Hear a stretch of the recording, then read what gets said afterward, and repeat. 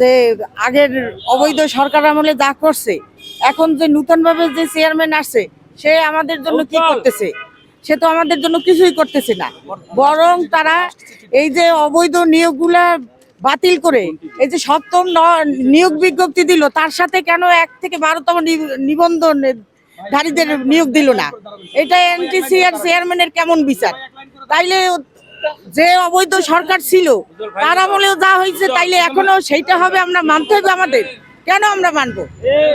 কেন, কিসের জন্য আমরা মানবো?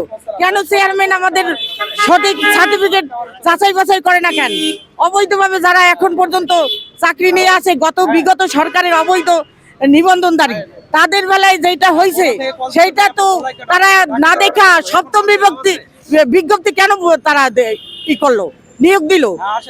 আমাদের 1 থেকে 12তম নিবন্ধনধারী তারা তো সঠিকভাবে নিবন্ধন করেছে, এখানে তো অবৈধর কোনো কিছু নাই।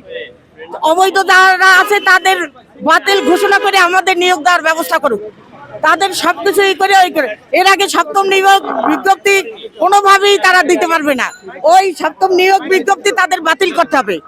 যদি বাতিল না করে তাইলে এই অবৈধ চেয়ারম্যানের বিরুদ্ধে যা ব্যবস্থা নেওয়ার আমরা সঠিকভাবে নেব।